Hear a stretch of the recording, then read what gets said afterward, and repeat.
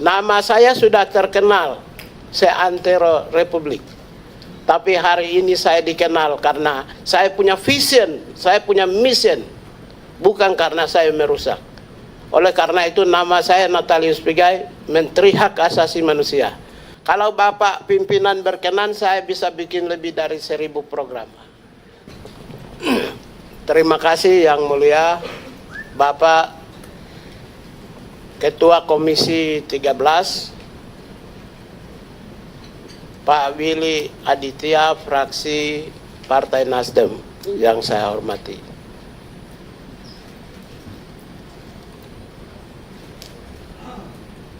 Bapak Sugiat Santosa, SEM SP yang saya hormati, fraksi Gerindra. Bapak Andreas Hugo Parera, fraksi PDI Perjuangan, NTT 1 yang saya hormati.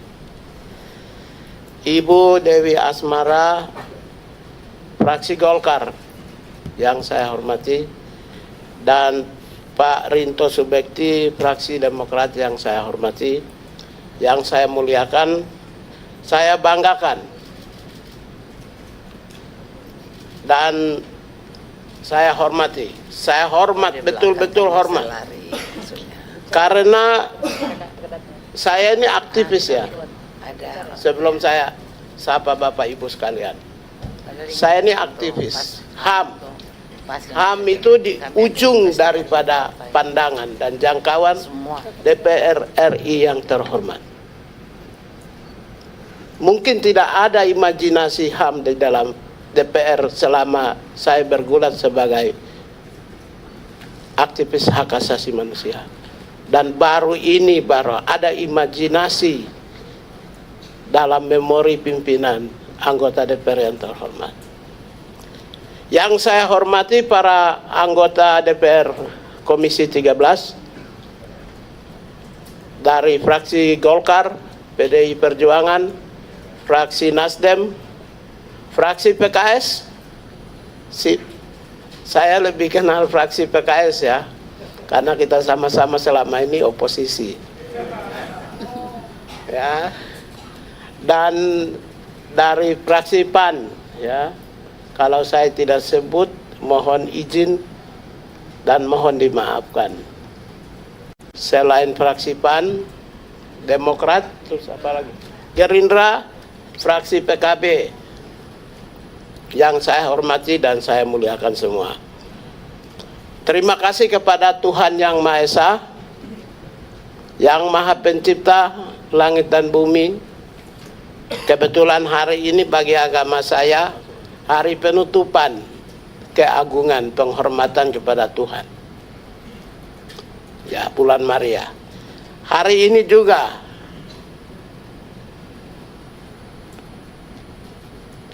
saya mendapatkan anugerah sebagai menteri. Sesuatu yang tidak mungkin bagi seorang aktivis jalanan. Hari ini juga DPR RI mengangkat citra dan nama hak asasi manusia di seantero Republik Indonesia.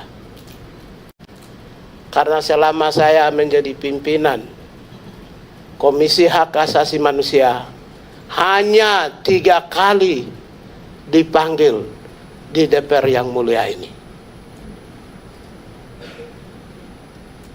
Ya. Oleh karena itu ketika ada pernyataan saya disambut langsung oleh pimpinan Bapak Willy Aditya dan Bapak Andreas Hugo Parera sebagai pimpinan, saya hormat. Mewakili semua aktivis hak asasi manusia, saya menghormati dengan tulus, dengan hati yang mulia. Terima kasih. Bapak pimpinan dan para anggota yang terhormat, nama saya sudah terkenal seantero Republik. Tapi hari ini saya dikenal karena saya punya vision, saya punya mission, bukan karena saya merusak. Oleh karena itu nama saya Natalius Pigai, Menteri Hak Asasi Manusia. Bapak pimpinan dan para anggota yang saya hormati, saya mungkin tidak terlalu banyak membaca ya bahan-bahan yang disediakan oleh kami ya, karena saya sendiri berasal dari tukang parkir Pak dulu di Depnaker Transmigrasi Kalibata itu Duren, saya tukang parkir, juru parkir Pak. Setelah itu jadi honor, saya sudah honor jadi CPNS, CPNS jadi PNS, jadi staf antar surat fotokopi, jadi staf khusus, dapat jabatan struktural fungsional, jadi pimpinan Komnas HAM, sekarang menteri.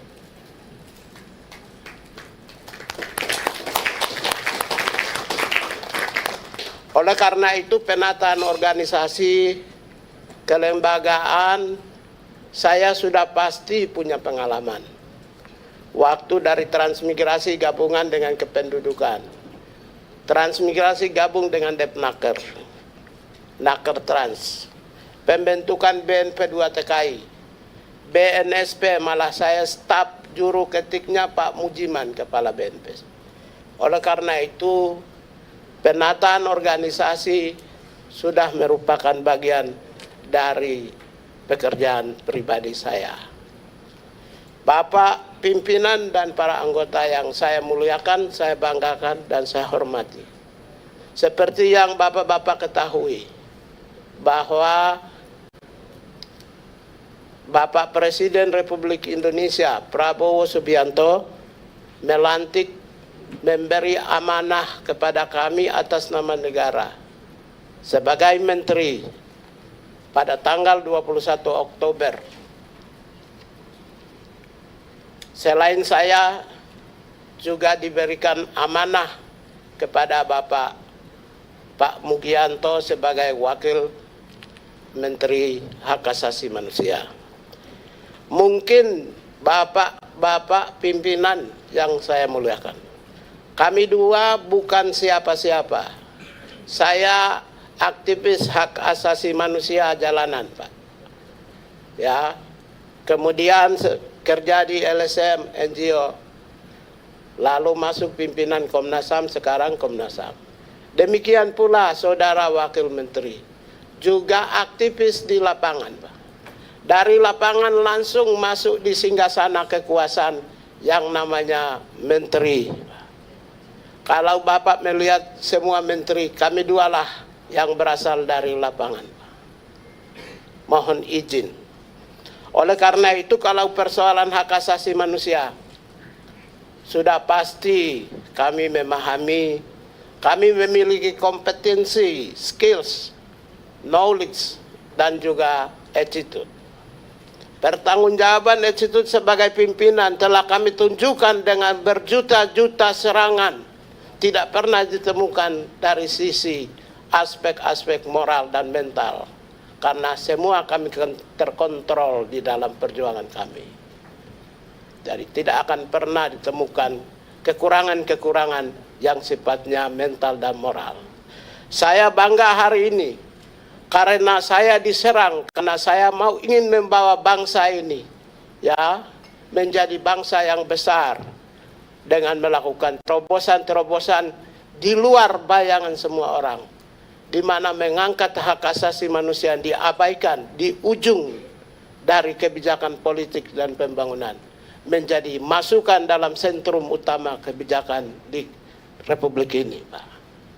Jadi itu sebenarnya yang membuat saya mengeluarkan sebuah pernyataan yang beyond menggemparkan, mungkin menurut orang menggemparkan. Sebenarnya bagi kami pembela hak asasi manusia, hal yang biasa-biasa saja.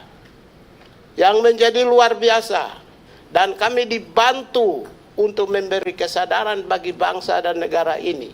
Ketika Pak Pimpinan Komisi 13, Pak Willy Aditya, merespon secara cepat, Pak Andreas Parera pimpinan merespon secara cepat, dan menjadi buah bibir di masyarakat, Pak, dari ujung timur Papua sampai ujung barat Sumatera. Dan itu membesarkan kami, Pak. Di mana ada sambutan positif yang luar biasa oleh civil society. Satu civil society pun tidak memberi kritikan. Mohon izin, satu orang civil society pembela HAM tidak memberi kritikan. Itu menunjukkan bahwa saya mengungkapkan perasaan-perasaan yang paling dalam dari pembela kemanusiaan yang ada di seantero negeri ini. Kami juga terima kasih kepada pimpinan, karena dengan kritikan-kritikan yang sampaikan kepada kami berpandangan via negativa mencapai titik tujuan melalui cara pandang yang berbeda dengan kami, mengantarkan kami menjadi pimpinan. Kami menjadi orang yang hebat, sama seperti yang selama ini. Saya ucapkan terima kasih kepada, tidak, saya menjadi menteri bukan karena saya oposisi, tapi karena saya diterpa oleh mereka yang ada di pemerintahan. Jadi saya berpandangan itu sebagai sebuah dinamika. Bapak pimpinan dan para anggota yang saya muliakan, persoalan hak asasi manusia, berbagai indeks menunjukkan kita berada di bawah garis kalau dibandingkan dengan negara-negara yang lain. Saya tidak perlu menyebutkan, karena kalau saya sebut satu persatu akan memakan waktu, baik itu kami sendiri yang mulia pimpinan memiliki tugas lain maupun juga kami sendiri. Oleh karena itu saya hanya mau menyampaikan bahwa berbagai skor, indeks yang dilakukan oleh baik itu civil society, NGO maupun juga lembaga-lembaga resmi menempatkan posisi Indonesia tidak sebagai negara prominent dan unggul di dalam demokrasi. Saya kira fakta-fakta di lapangan sudah bisa menjawab secara kasat mata, bisa juga menjawab secara baik, di mana bapak-bapak adalah mesin-mesin perubahan demokrasi, mesin pengelola demokrasi, di mana pasti ada tantangan-tantangan yang menabrak nilai-nilai demokrasi. Bapak-bapak baru selesai dari pertarungan, sudah pasti menyaksikan apakah demokrasi di negara kita ini berjalan dengan baik atau tidak. Ada yang benar, ada yang tidak benar. Oleh karena itulah sebenarnya demokrasi di bangsa kita ini harus kita bangun dengan visi yang besar. Presiden Republik Indonesia Jenderal TNI Prabowo Subianto telah meletakkan visi demokrasi dan hak asasi manusia khususnya di dalam Asta Cita nomor 1. Nomor 1 menempatkan membangun Indonesia berbasis hak asasi manusia. Membangun di Indonesia berbasis hak asasi manusia itu holistik, tidak gradual, tidak kasuistik, tapi membangun Indonesia hak asasi manusia adalah holistik. Human right mainstreaming. Artinya apa? Sebagaimana yang Bapak pimpinan sampaikan, bahwa berbicara tentang hak asasi manusia adalah berbicara tentang seluruh aspek kehidupan. Sejak orang dilahirkan, seorang manusia dilahirkan, dia bernapas sampai dengan ketika dia masuk di liang kubur adalah menyangkut, tidak terlepas dari aspek hak asasi manusia. Oleh karena itu saya tidak perlu menjelaskan tentang posisi Indonesia seperti apa dari sisi berbagai penilaian-penilaian yang ada. Yang mulia, yang saya hormati bapak-bapak pimpinan dan para anggota Dewan. Saya hanya ingin menyampaikan untuk membangun hak asasi manusia, terutama dari sebagai Kementerian HAM adalah Kementerian Pembangunan Hak Asasi Manusia. Itu yang perlu harus tahu. Berbeda dengan Komisi Hak Asasi Manusia. Komisi Hak Asasi Manusia berdiri di atas landasan konstitusi internasional dan amanat Paris, prinsip Paris, yang mewajibkan semua negara harus membentuk hak asasi manusia agar memastikan kebijakan-kebijakan pemerintah berjalan secara baik dan benar sesuai koridor HAM. Jadi Komisi Hak Asasi Manusia mengawasi pembangunan HAM. Saya sebagai pimpinan dan kementerian melaksanakan pembangunan HAM. Melaksanakan pembangunan HAM itu apa? Pembangunan fisik dan non-fisik. Pembangunan fisik dan non-fisik. Kami adalah pembangunan, maka kami mendorong akselerasi seluruh kebijakan mulai dari program sampai dengan pelaksanaan. Kami harus ikut turut serta agar kebijakan-kebijakan pemerintah secara keseluruhan tidak menabrak atau berjalan di atas koridor hak asasi manusia. Salah satu contoh-contoh yang ingin saya sampaikan. Kami menerima pengaduan kasus, tidak mungkin kementerian akan melakukan proses karena kami tidak akan bisa mendatangi peradilan. Kami memahami posisi kami adalah lembaga eksekutif. Kita berlandaskan pada trias politika, maka kami tidak akan bisa mempengaruhi proses peradilan judikatif. Kemudian ketika ditanya, itu Komisi Hak Asasi Manusia bisa. Dia adalah lembaga kuasi judisial. Lembaga kuasi judisial yang bisa memberi pertimbangan-pertimbangan di peradilan. Amicus curiae, bukan amicus curiae, amicus curiae. Ya, dia bisa menjadi mitra peradilan. Berbeda dengan kami. Itu contoh yang saya sampaikan sebagai pembedah antara Kementerian Hak Asasi Manusia dan Komisi Nasional Hak Asasi Manusia. Kami juga selain melakukan pembangunan hak asasi manusia, maka kami juga ikut mendorong agar seluruh kebijakan, baik itu pendidikan, kesehatan, ekonomi, sandan, pangan, papan, bisa berjalan secara baik dan benar. Kami bukan pengawas, tapi kami adalah bagian yang ikut serta agar memberi masukan-masukan kepada seluruh sektor agar seluruh pembangunan berbasis pada nilai-nilai HAM. Adapun 3 tugas sesuai dengan Perserikatan Bangsa. Di preambul pertama itu menegaskan ada tugas utama pemerintah.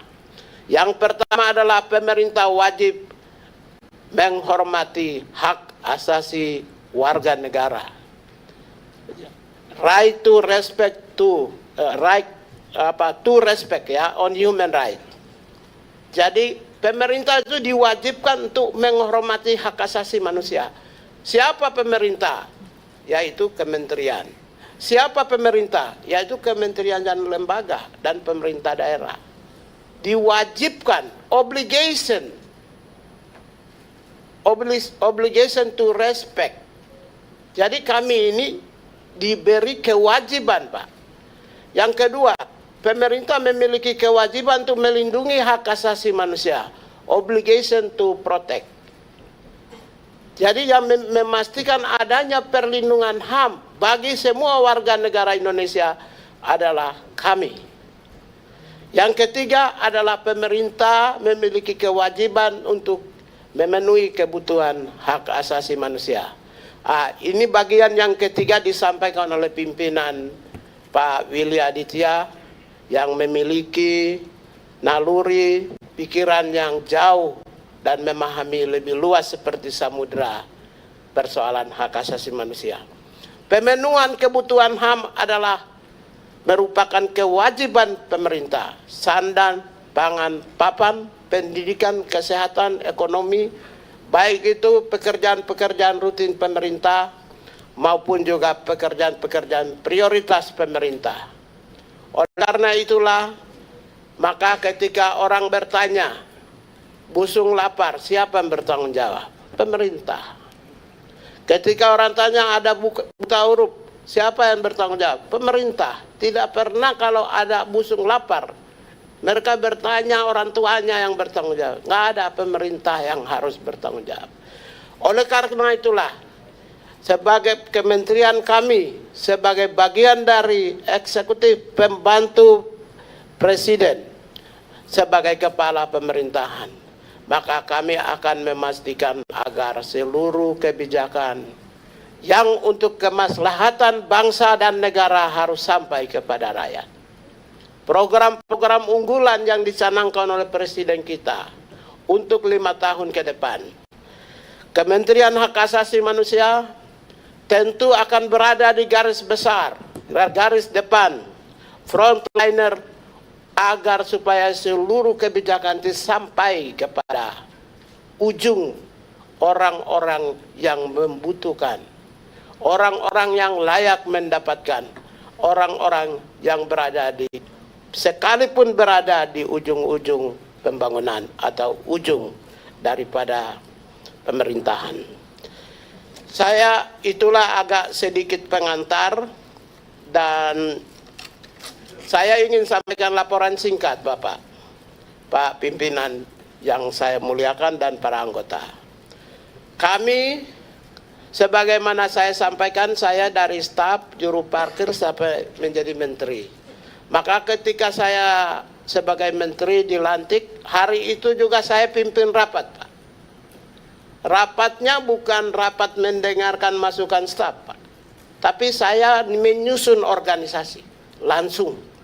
Jadi tidak seperti biasa, dengar dulu unit ini apa, enggak. Saya langsung pimpin, langsung bikin, silakan mereka rancangan yang mereka siap, saya langsung susun, coret ini masukan, coret ini masukan, saya susun lagi masukan ke atap, Pak. Jadi saya memang sebagai staf, itu pekerjaan saya. Maka sebelum kami ke Magelang, itu kurang lebih hampir 6 atau 7 kali ya kita pertemuan, dan bahan hampir 90% struktur organisasi kami, tugas pokok dan fungsi sudah selesai, Pak. Mungkin saya tidak tahu, saya tidak mau ingin agak membanggakan, tapi saya bangga dengan staf saya. Mungkin kementerian kami termasuk yang paling cepat. Hari ini kami sudah mendapatkan Kepres, peraturan presiden tentang kementerian. Mungkin dalam waktu 2-3 hari ini kami akan mendapatkan permen tentang HAM. Berarti hari Senin atau Selasa saya sudah lantik, Pak, di kementerian baru. Jadi kami laksanakan secepatnya. Orang bertanya, apakah itu bagian dari program 100 hari? Kami tidak punya program 100 hari. Kami punya program emergency condition untuk membangun rakyat, bangsa dan negara selama 5 tahun kalau dipertahankan. Bapak Ibu sekalian, ini saya sampaikan bahwa kami tidak punya program 100 hari. Andaikan kalau saya menyatakan program 100 hari adalah tata laksana revitalisasi organisasi dan pembangunan organisasi dan pengisian staf, maka saya sudah selesai 7 hari, Pak. Nanti kalau 100 hari, setelah itu 101, nanti diam semua, Pak, nggak ada yang kerja. Oleh karena itulah saya menempatkan 5 tahun sebagai kondisi emergensi, dan pasukan saya harus siap melayani kebutuhan-kebutuhan rakyat semuanya, sebagaimana tugas yang diberikan kepada kami. Dan adapun saya singkat saja, berdasarkan rancangan kami, Bapak, pimpinan dan para anggota yang saya muliakan. Struktur organisasi sudah selesai. Menteri, wakil menteri, kami mendapatkan beberapa eselon 1. Nanti akan jadi partner kerja kita semua. Yaitu ada Inspektur Jenderal, eselon 1 kami dapat. Sekretaris Jenderal, kami dapat 2 Direktur Jenderal, yaitu Dirjen Instrumen dan Penguatan HAM, Dirjen Pelayanan dan Kepatuhan HAM. Lalu syukur alhamdulillah Pak, Bapak bisa juga mengawasi di lapangan Pak. Tolong sebagai mitra kerja. Kami mendapatkan kantor wilayah Pak, setingkat eselon 2 Pak. Syukur alhamdulillah. Jadi kalau Bapak Ibu turun ke daerah, nah, pasukan saya sudah siap Pak. Maksudnya siap melayani sebagai mitra. Kapan saja bisa memerintahkan pasukan saya tanpa tidak perlu komunikasi dengan kementerian, karena Bapak dengan kami kementerian adalah mitra yang tidak bisa dipisah-pisahkan. Saya akan bentuk hampir semua provinsi kantor wilayah. Dan struktur saya sudah siapkan Pak pimpinan. Lagi-lagi semuanya, mungkin kami ini, saya pertama dipanggil ke Kartanegara, orang pertama yang dipanggil. Orang pertama yang digebukin publik. Orang pertama yang diundang di DPR di sini. Orang pertama juga yang selesaikan struktur dan tatanan organisasi, termasuk struktur dan tatanan organisasi wilayah. Cocok. Jadi, cukup Pak Menteri? Saya kira cukup. Terus kemudian selanjutnya saya sampaikan mengapa kami membutuhkan dukungan. Setelah saya hitung kekuatan personil saya, yang ada sekarang 100 berapa? 188 staf Pak. Dengan adanya struktur baru, saya membutuhkan 2.544 staf. 2.544 staf. Dari 2.544 staf ini, hanya dari dukungan gajinya berapa kita? Yang 188 ini untuk belanja pegawai 14 miliar Pak. Kalau saya punya staf 2.544, maka hanya untuk gaji dan tunjangan itu membutuhkan lebih dari 1 triliun.